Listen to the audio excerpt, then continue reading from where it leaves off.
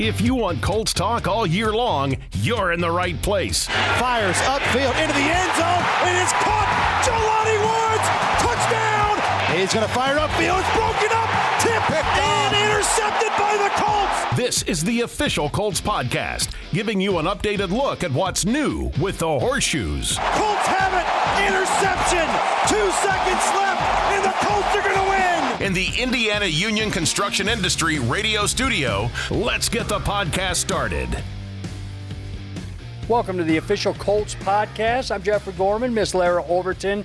Usually here, JJ Stankevitz. He is not, so we're going to run this thing. LO, we have a lot to go over right now because with the draft upcoming and the new players that are upcoming and you know, the behind-the-scenes look that this department, the Colts, have done, getting ready for the draft and everything like this, award-winning.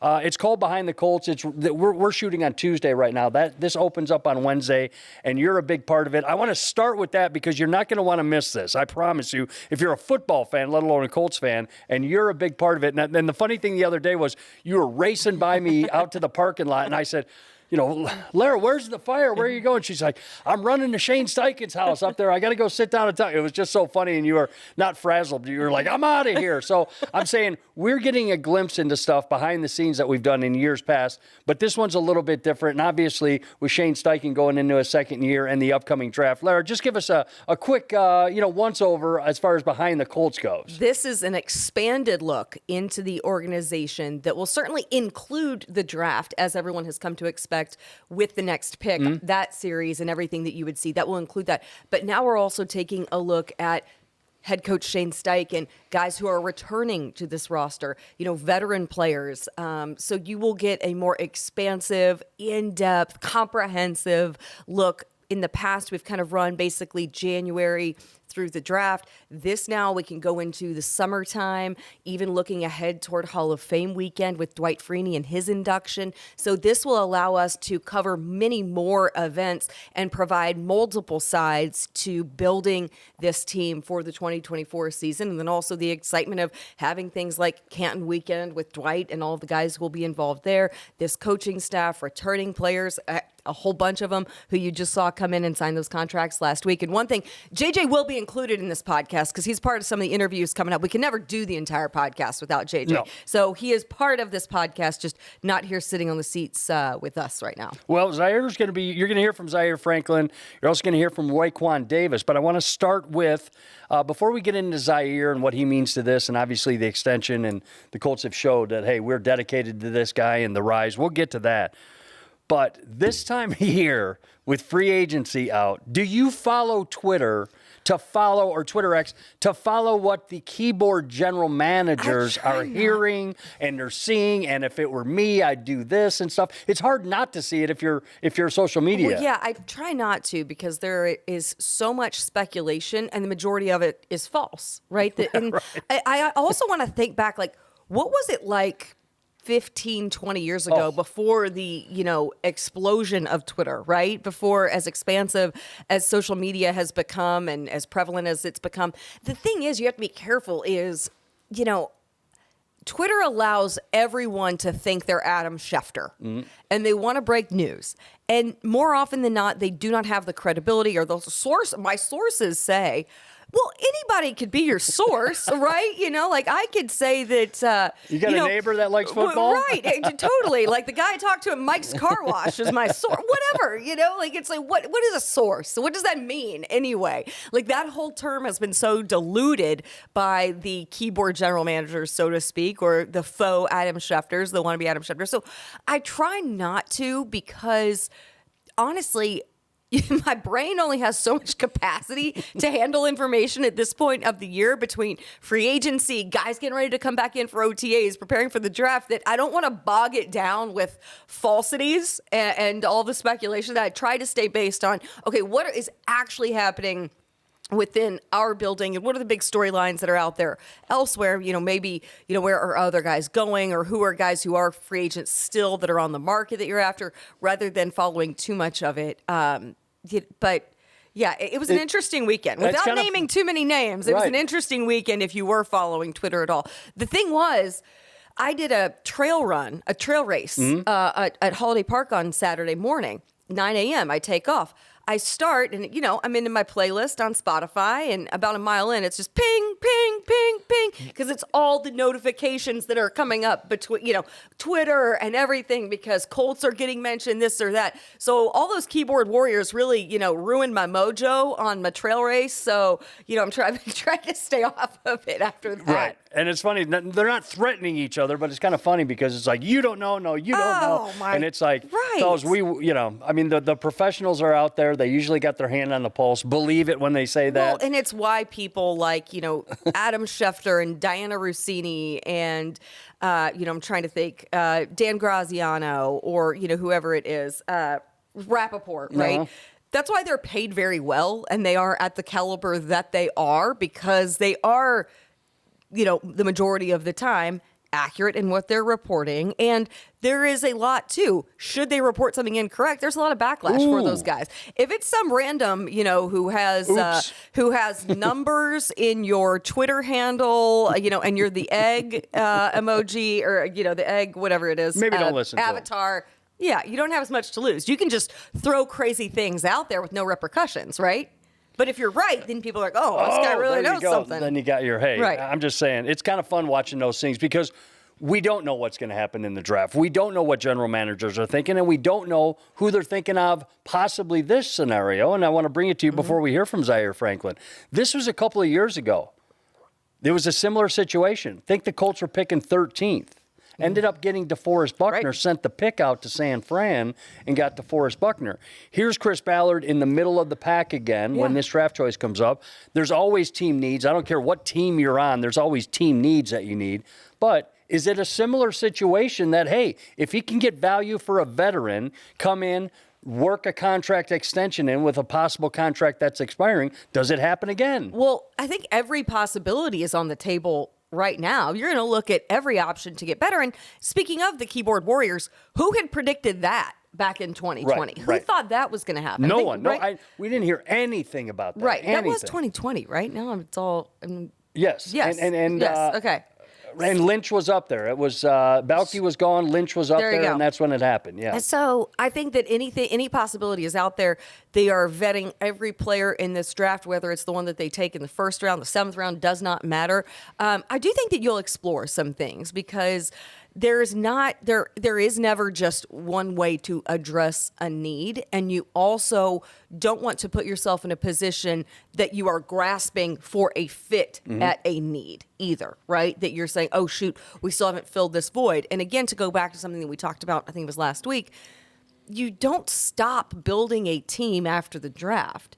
Think about the signings that the Colts have had post-draft over the course of training camp. Throughout preseason, there's a lot of movement as well. So again, I kind of always tell people, people want to immediately get so invested in free agency or immediately in the draft, and they want everything addressed and everything fixed at that point. Don't hitch everything, all of your investment onto one period of the time, because there are all of these different stages and phases of the offseason that are going to continue preparing you for September, and there's not just one way to fix any of it. But yeah, I do think that Chris Ballard and Ed Dodds and Mike Bloom will be on the phone kind of fielding some calls about different scenarios and, looking at what's the likelihood of where other teams are going to pick and what could be there at 15 versus what's worth giving up to go out and get somebody who is going to be a proven commodity to help you right now. Or dare I say something we haven't talked about. Hey, they're at 15 and Ballard says... Move back. Or move up. Oh, yeah. I mean, I wish I could tell you guys exactly what's going on, but the pieces move daily and stuff like that when it comes leading up to this draft. So you don't know these general managers. I think I have an idea what's going to happen in the draft at 15, but they don't know. They're going to get an offer that they haven't heard up to this point possibly, or they say, hey, we want to go get that guy, and it's not going to set our franchise back several years by moving up 6 spots to get a guy we covet. Well, and one thing that I think cannot be overstated right now is obviously Coach Steichen was heavily involved in the pre-draft process, especially with the quarterbacks and knowing that was the direction that you were going to focus on.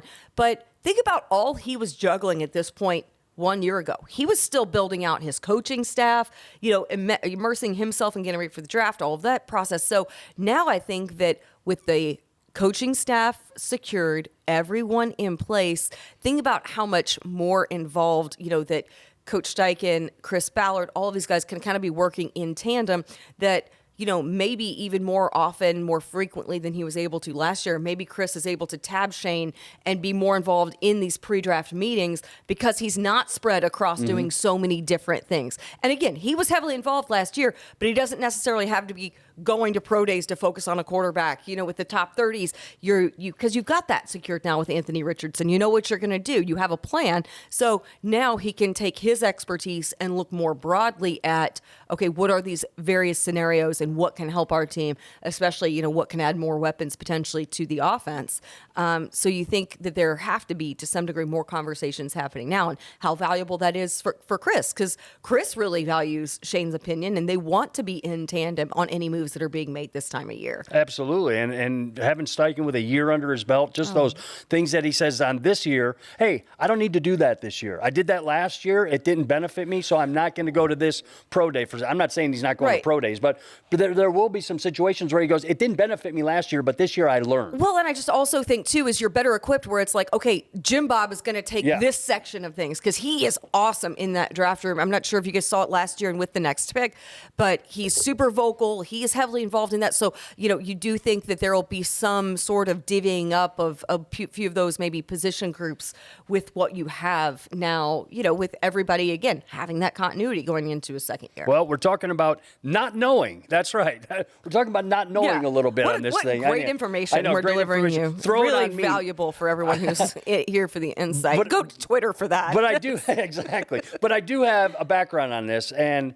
because we're talking about the GMs, the Twitter GMs, and we talk about, hey, what did they do? What did they do there? Let's go back some years. If somebody said, what was Zaire, 6th or 7th? What was he, 6th rounder? 7th. 7th rounder. Yeah. So let's go back a few years. I think it was the Colts' last pick of that draft. That would say, okay, right there, 7th rounder, that would say, hey, by the way, in about 4 or 5 years from now. At least the last linebacker selected, right. Because you had, in that same draft, you obviously had Shaq Leonard, you had Zaire Franklin, and then there was one other that it's escaping me right now. And I was in Nashville at the time, so it escapes me as well. Was it Speed? EJ Speed? Speed or Speed later? I gotta look. Okay, my point is, nobody out there saw Zaire Franklin getting a big extension, a worthy extension, a overdue extension for this guy, for what he's meant to this team as a 7th rounder, fast forward a couple years. So again, we don't know. These guys that come through the draft, I don't know if that the Colts saw this guy as a 7th rounder. It says, hey, he's going to be our defensive captain. He's going to lead the NFL in tackles for 2 straight years. Set the franchise record. And set the franchise record. So I'm saying, we don't know. But it brings me to Zaire. The Colts did sign him to an extension that will kick in 2025. Briefly, before we hear from the great linebacker, Larra, I've always said the same thing about Zaire. This is a Disney movie. I call it that because, you're seeing a young man that's going to Syracuse that's saying, hey, the NFL sort of wants you, but they sort of have some ideas of maybe you're not the guy coming at the 7th. All he did is work his tail off, a special teams ace, developing in behind Shaq Leonard, and obviously what happened with Leonard, he goes down. Zaire comes in, and they're like, wow, this not only can this guy do it on the field, but this guy's voice in the locker room is so helpful. Just give me your once-over on Zaire and what he means to the locker room for this upcoming year, and the outlook of the 3-year extension that he got and how it was so overdue for what he's put on the field as a 7th round draft choice. Oh, he's meant everything from the leadership standpoint to the way that he approaches his play. You heard at his end of season press conference when he talked about, you're walking in the building and you're just trying to make the team. And then you're, trying to play on every phase in special teams, trying to be the best special teams player on the roster. And then you're trying to get on the field on defense. And then you're trying to be the best tackler, best, linebacker on that team, and just the fuel for the grind, all of his motivation that has gotten him to this point. He is immensely valuable to this team. And I think that last year, more and more people across the league started to take notice because he did set the franchise record in tackles 2 consecutive years. He was the team's Walter Payton Man of the Year last year. He's been a captain. He has done all of those things that have proven not just, the impact player that he is on the field, but who he is off of it with his leadership as well. When you think about what this team endured over the last, 2 years, really. Coaching changes, et cetera. Yeah, and who have been the steadies, who have been, your pillars in all of that. And, Zaire comes as one of those, top three that comes to mind that you're going to discuss in that for sure. And if someone's out of step in that locker room, I think Zaire has that role that he's going to say, yo, let's come back in. You're off in the outside lane. Let's bring it back to the inside lane. I'm saying that's the value that a leader like that and coming from that, hey, I got to bust my tail to make this team, to all of a sudden now people are looking to him for guidance. So with no further ado, let's bring in Zaire Franklin. Earlier in the week, he sat down with Matt Taylor, voice of the Colts, and J.J. Stankevitz. And apparently, there was a very, very special guest that dropped by during that interview. Here's Zaire.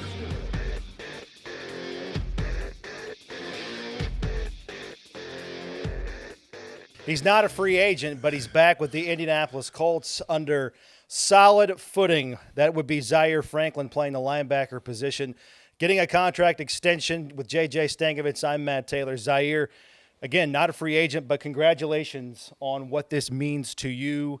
Certainly, the last couple of years, you have outperformed with the Colts. It kind of tabbed you as. What does this new contract, what does this feeling mean to you?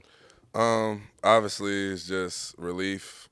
Just thankful that, I was able to, put myself in a position to, help my family and, help solidify my career, not only just, moving forward, but also to Indianapolis. But, it feels good to just have the team commit to me as much as I'm committed to them. So just thankful that, to be a part of a great organization. Now that's out the way. Let's get to these wins. Let's get to these banners. So. Sure. What were your emotions when the Colts kind of came to you and your representation and said, "Hey, let's talk about this. Let's talk about keeping you here, keeping you really compensated like a starting linebacker in the NFL"? Well, it didn't necessarily go that way, but I would say it was a process. I think Chris, Mike Bloom, and the Ursays, they understood that the last deal that I did wasn't necessarily like it didn't really represent my role in the team. It was a special teams contract. You hadn't been a regular starter. Exactly. Yeah. So right. It was at one of those points, and honestly, it was a long process, highs and lows. But I respect how they went about their business. But I think it was just something that I felt like I had to keep earning. Keep knocking down the door for. Right. Much like everything else in my career. It's just every time you reach a new level, it's somewhere else to go. So this was just the next level. I've got a feeling, though, that now that you're here and you've reached a new, level or status or whatever you want to call it, it's not going to change who you are. It's not going to change your preparation. It's not going to change how you play the game, right? I mean, it's one of those things where I remember talking to you as a rookie and you're scratching and clawing, just to get some reps every other team period. Yes, and now exactly. here you are, one of the best linebackers in the game. But a credit to you, it doesn't change who you are and certainly your character. Oh, no question. I might be a little more reckless now, honestly. Got a little security with me. But, no, I mean, like I said, it's good to get that out the way. To be honest with you, like, I don't play for money. Money doesn't necessarily motivate me. To be honest with you, being with my teammates, just the love of the team and the direction where we're going is, what drives me to be, the best player, the best teammate, best leader that I can be. But, I understand that, we all play for a goal, and that's to take care of our families long term. So just thankful that I was able to put myself in position to be able to take care of my family. But now, it's just with those weight off my shoulders, we keep the main thing, and that's just getting better every day and continuing to lead the team to wins. I think about this a lot. I talked with Bobby Wagner this summer for a story I wrote on you, and something he told me is he told you that, hey, last year, 2022, they didn't see you coming. This year, they're going to see you coming. So you have 166 tackles in 2022, and they didn't see you coming. They saw you coming this year. You had 179 tackles. Like, where can you keep growing as a player, now that you're going to have this kind of stability here in Indianapolis? Yeah, I think, Bobby actually, shout out to B-Wags, but he talked to me a lot about that even when I was a younger player. Just that, the first year you do something, you pretty much catch the league by surprise. He said there's only great players that are able to continue that level of consistency over, a course of several years. And obviously he's a prime example of that, 12 years, 100 tackles, 9 Pro Bowls, Hall of Fame resume speaks for itself. But for me, I think it's just my growth comes in just continue to try to make those, game-changing plays, truly try to put my imprint on the games that I play. I think, towards the end of last year, I started to gain that type of concept, that started to understand and to really try to take my game to that next level. And, it's a work in progress. Like, look, I'm not perfect. I got a ways to go, but just understand I'm committed to being the best version of me. Zaire, you've been a team captain almost every single year you've been here. And this is a total compliment to you. I mean, I think there's a lot of good leaders within this locker room, but I think you're it. I think you are the biggest leader on this team, regardless of what side of the ball you're talking about. Do you realize that? And B, how important is that to you in terms of what you're bringing to this team? Man, I think it's something that I've felt for a few years, even before I was playing. It was a time when, when I was just playing special teams, I felt like my diminished role on the team wasn't allowing me to truly become the guy that I felt like the team needed me to be. Mm-hmm. Because at the end of the day, we all respect success. That's life. But I think as my role grew, and I was able to prove to my teammates that I was able to do that, on defense as well. It's something that I take very personal. The role of being, in the middle of that huddle, or being in the front, of the guys. I'm a general that likes to be on the front lines. You know what I mean? I'm in there with all the guys, with all the soldiers, and it means everything to me. I give everything for them in every area, and try to serve and help them in every chance that I get. And like I said, it's something that I take very personal. It means the most to me, to be honest with you. Something I've learned since I got here to the Colts was that this is a team. Who we got there here? We go. Come on. Another special guest here. It's okay.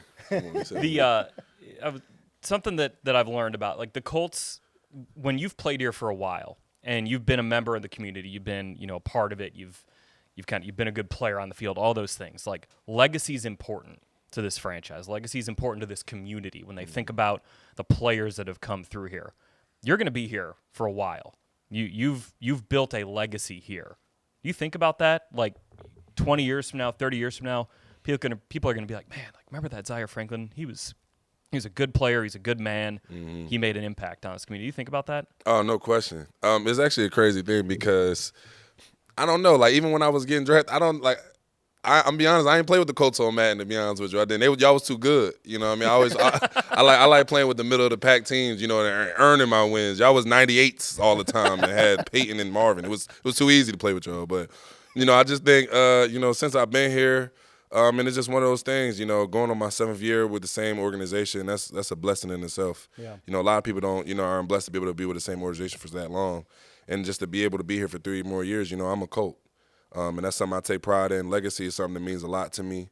My last name is something that means a lot to me. No doubt. And, I just think everything that I do, not only on the field but in the community, I'm just trying to leave this place better than how I found it.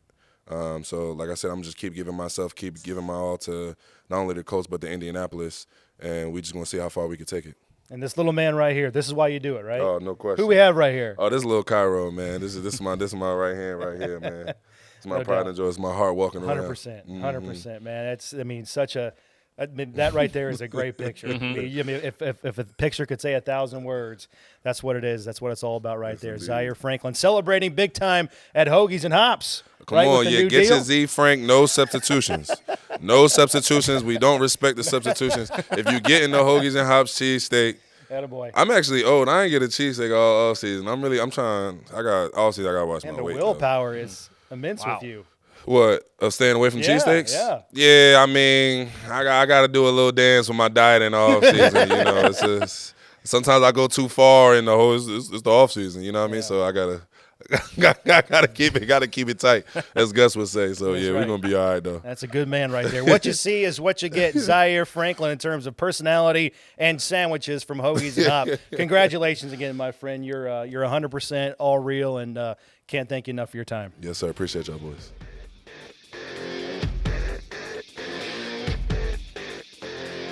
Obviously a huge leader, and his son His son is also a big fan of Pops. Love that. He's the cutest. And it was so fun for all those guys to have their families here, have them around. Also, there's a phenomenal piece that premiered on Monday night from the big signing day, as we kind of called it, on Wednesday, with all of the guys who were in the building that day coming around. So definitely give that a look. It's on Colts.com, Colts YouTube as well. A couple of awesome moments with, of course, Zaire and his family, Kenny Moore and his family, Michael Pittman and his wife, and then, of course, Grover and Taekwon, Rigo. I mean, just all of those guys, having them. It was really special to have all of them in the building together for that day, because they were just crossing paths in the hallways, and you could just see how happy they were for one another, and also how motivated they all are to, take what they have built to another level. Right. And no one is complacent, and they feel like that there is a purpose to all of them being brought back. And then also, you think about it too, is the free agents, they had options of going elsewhere. They could have signed with other teams. So it gives you a perspective on why those guys chose to be here. You hit the nail on the head. Obviously, Chris Ballard went in and said, I'm keeping my guys here, stayed in-house. But they did venture outside a little bit. Let's start first off with, according to reports, and, of course, the Pat McAfee show, because we saw Joe Flacco on there. According to reports, he will be signing with the Colts this week, apparently sometime. So Chris Ballard and team went outside of their in-house stuff between Joe Flacco and Raekwon Davis, who we'll get to in a minute. But, again, according to reports, the Joe Flacco thing, we've got a senior sort of a quarterback in here who is older than his head coach, who is sitting next to a young gentleman who wears number 5 and is like, okay, I haven't played a ton of football at this level, but having a guy like Joe Flacco next to Anthony Richardson, whoa. And just in general, just showing the ropes, right? Well, I think just in general, the demand that there was last season for backup quarterbacks across the NFL, the priority that there is on having someone who is reliable, who is steady, who is poised, who is proven in this league, I think means a lot. That's why you saw a lot of movement you have already at the quarterback position. I mean, gosh, look at Pittsburgh right now, what they did at quarterback right so far. From 1 week to the next. You had to address it one way or another, and I do think that it's great. It's great all around. Certainly, it's going to be good for Anthony to continue to have, resources around him to help him grow and develop, but to also, have someone with stability. It came off of a phenomenal season, obviously kind of, was kicked up on the couch and, nearing retirement, wasn't totally sure he was ready to retire, but, then came in and did what he did, led the Browns to a postseason appearance. And so, yeah. We're in good shape. And by the way, Colts.com for all the latest stuff. I think you're going to be sitting down with that Joe Flacco soon enough. So Miss Larra Overton will bring you the latest on that. Another free agent that the Colts brought in.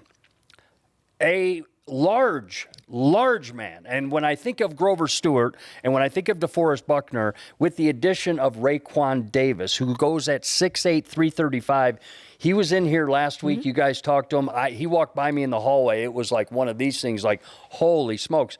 That's Murderer's Row right there. Those 3 big guys right there. Just before, we're going to hear from Raekwon. What does he bring to this defensive line unit? Well, we talk about how imperative it is to have rotation up front. Is he a guy who can come in and help supplement, DeForest in that position, right? And give you a bit of rotation with those interior guys on your defensive line. That's something that Chris Ballard has preached, building from the trenches and investing in that area. This is, I think, one of those that will be kind of a sneaky signing. I think people don't realize how impactful it is right now, but proven commodity, former second-round pick out of Alabama, had a great run with the Miami Dolphins and is really excited for the opportunity that he has to work with this group. And I love this for Charlie Partridge, new defensive line coach, just to have more weapons in that arsenal to be able to work with and be able to develop, and guys who are really complementary pieces to one another. So yeah, that's a ferocious looking front, not just with the guys who you anticipate to be starting there, but with the rotation that you have, as well, because Grover's extended, you brought, re-signed in free agency, Taekwon Lewis as well, coming off the best year of his career. So now you're looking at, okay, like we've got healthy pieces, we've got hungry guys who are there up front. And 2, think about, anyone who you can have to allow DeForest a bit of rotation. He has been such an Ironman, played through so many injuries over the last 4 seasons that you think, I mean, rarely is he out of the game, right? So if you can, to some degree, allow him to be on some rotation or any of those guys, it is certainly going to benefit that group up front and what they're going to be able to do, because although they set the franchise sack record last year, this is a team that when they evaluated in the offseason, did not feel that they were getting to the quarterback and wreaking enough havoc nearly enough. They were not disruptive enough up front. So this is one of those moves that you've seen to address exactly that. And a sneaky move, you mentioned him, Charlie Partridge. And doing what he can do at the collegiate level. Now, keep in mind, a lot of his guys that he played underneath him at Pittsburgh and stuff, with Partridge, a new defensive line coach of the Guy Colts. out of Wisconsin that was pretty good. Yeah. J.J. Watt. J.J. Watt was pretty good. But I'm Virginia. saying, like, not everyone's going to the next level. Yeah. You know what I mean? Well, now he's at the next level. And all these guys have proven it. They're the best in the world at what they do on defensive line play. So that's the interesting relationship that I'm going to be looking forward to, is see what Coach Partridge gets out of these guys, starting with those 3 redwoods between Grover Stewart, Raekwon Davis, and DeForest Buckner. So that's what I'm excited about, and who knows what sort of depth they may or may not add in the draft. But why don't we introduce you right now? Matt Taylor, voice of the Colts, J.J. Stankevitz, had a chance to sit down last week with Raekwon Davis when he came into the Colts and said, hey, I'm going to sign my name on the dotted line. Let's play some football.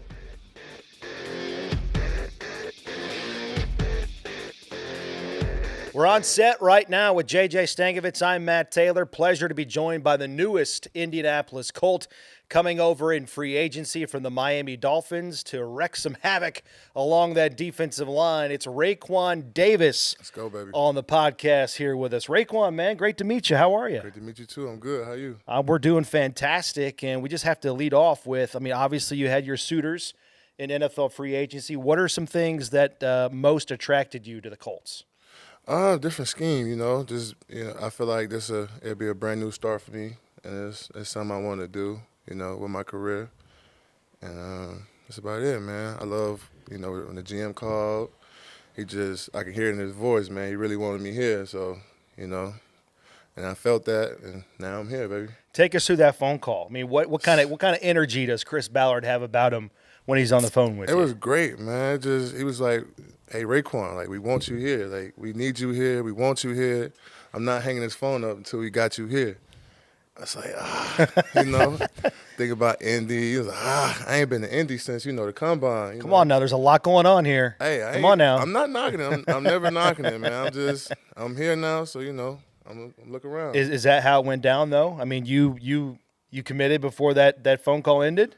Yeah, he sold me. Hey, he can, if you want to sell houses, he can really do it. He'll sell anybody, I promise you. I don't know if Chris Ballard's got a future career as a realtor. Yeah, he can be. He definitely can can be a realtor. A salesman for sure. He can do it. Raekwon, for Colts fans who maybe don't know you as a player, could you kind of describe your playing style?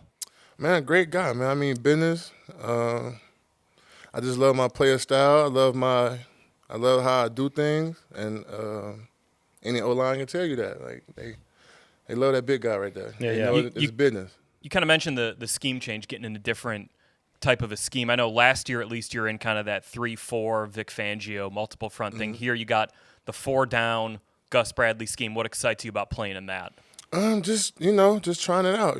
I can't really describe it because I never played it, but I just know it's a lot different. I feel like it'll create a bigger opportunity for me, and I feel like I can really do it. Yeah, no doubt about that. You're a big, powerful man, right? You're 6'7", and through these parts here coming up in a couple of weeks, we got the solar eclipse coming here. I don't know if you're aware of that, but I'm dubbing you as the play-by-play guy, the human solar eclipse.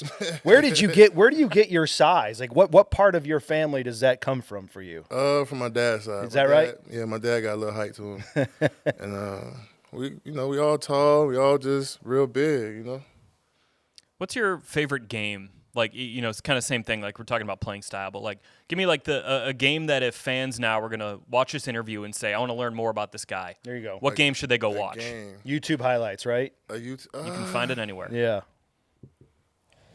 That's a hard one. Y'all really put me on the spot with that one. What about even go back to, like, Bama? Bama, that's quite a few games. I'd say Clemson, Clemson game. You could pick a bunch. There you go.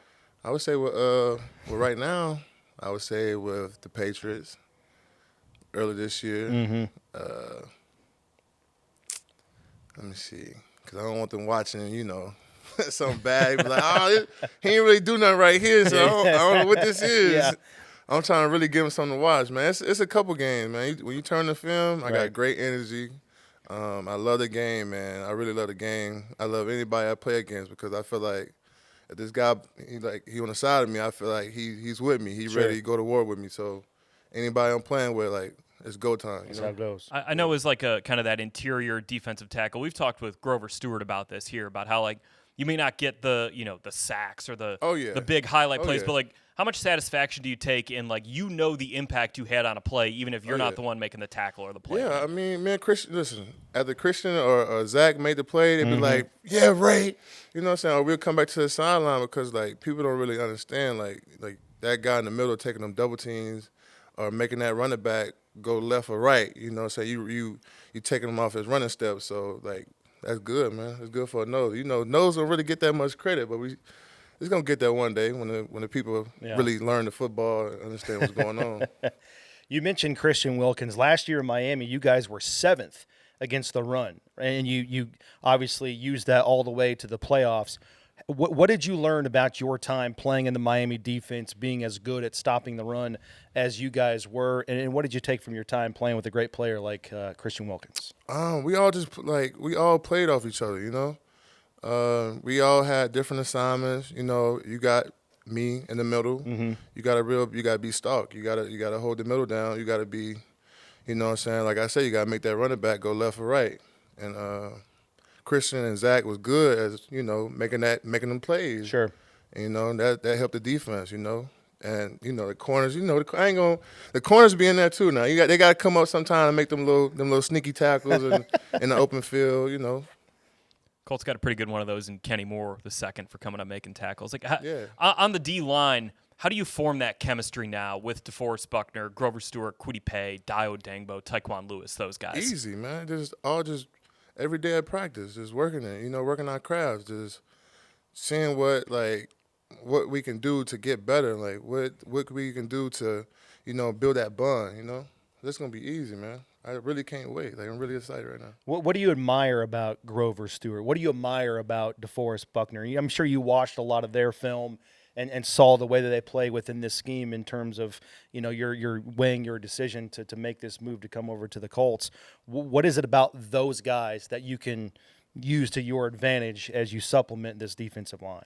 Man, they mean business. Like, everything I'm with and everything I represent, it's the same thing with them. They mean business, and I feel like me, being with them boys, we all on the same page. Yeah. And, we just want to take this thing. I think every guy on this team got the same goal. Yeah. At the end of the day, we want a ring, and we're gonna do whatever it takes to get one. All right, you mentioned your last time in Indianapolis was the Combine. What year was that? Like 2018? No, I ain't that old. That was 2020. 2020?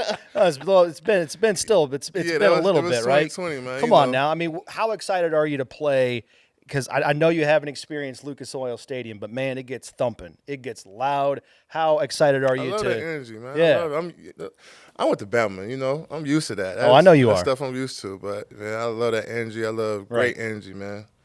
Great. Like, I want to hear that noise to get me going. All right, Raekwon Davis, give us the snapshot. Who are you off the field? What kind of drives you away from football a little bit? I've been a great dad, man. I love my son. There you go. That's my done. joy. That's why I love. How old? 2 and 6. Oh, God bless you. Josiah and Camilo Davis. That's awesome. That's great. Good for you. Good for you. Well, thank you so much for squeezing us in. I know you got a crazy busy day, coming up here for the first time since 2020 now, 2020. All right? So we got that straight. I'm going to get to know the seed, though. I'm going to look around. I got time now to look. So, back then, understand. The draft, you didn't really have that much time to just look around. Absolutely. I got time now, though. Indeed. He's going to be wreaking havoc along that defensive line for next year and beyond wearing a Colts helmet. Raekwon, thank you so much for the time, man. Congratulations. Thank you for having me.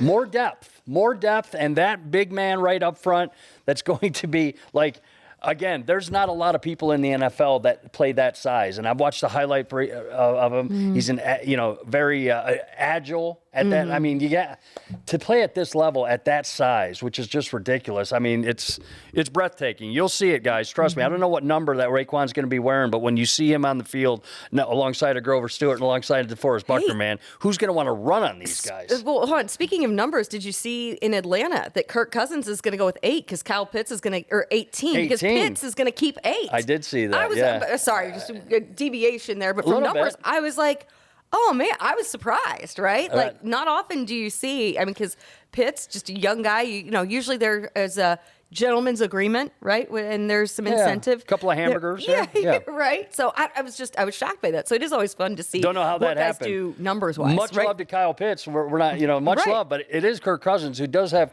quite a career behind his back. But. Oh, you'll see something coming up too. Talking kind of flashback. Yeah. Now we're going. This is like a ping pong match right now. Speaking of Zaire Franklin and his journey, do you remember that when Zaire came into his first camp, he was given 97? I don't like that. That was his number. 97? He looks perfect in 44. He had earned 44. They basically gave him 97, and so that's a conversation that we had when he sat down in here. You'll see that coming up a little bit later. A little bit of insight into that. Throughout the offseason. Again, that is, we talked about this earlier in the show, but Behind the Colts is a great inside look behind the curtain and the way that things are done. Led by you. You do a great job at everything. I would not say I'm just saying, you're the one. I didn't go up to Shane Steichen's house the other night and sit down with him and his family. Led by our VP, Dave Knickerbocker, and of course, all of our production team, Matt Wilkening, editing a ton of this episode and, leading a lot of that, and then our entire team that we have here as well. So everyone, truly, everyone has a hand. Everyone from content and production has a hand in making this successful, from all of the motion graphics that go into it, from all of the shooting aspects, from the social media aspects of it, our PR team promoting it. So, yeah. I'm telling you, we don't know. We're talking about what's happening today, and over the next couple of weeks, these GMs are going to be talking to one another about trying to get up in the draft or drop back in the draft and stuff like that. So we're going to do the best. We're going to bring you the latest and the greatest that we can as far as what is happening in Coltsville. Do you wonder, can a GM go to, you feel like he probably can't go into, a movie at this point in the year, right? Or a grocery store. I'm just saying, I'm going to shut my phone off for 3 hours and watch, you probably can't do that, right? Yeah, you can't do that, right? No, you can't. I guess you could, but if it's date night with your wife and you're pinging through the whole thing, is honey, I got to take this. Honey, I got to take this. Yeah. So you're absolutely right. Yeah. Maybe wear the ear pods and just kind of take it on the side.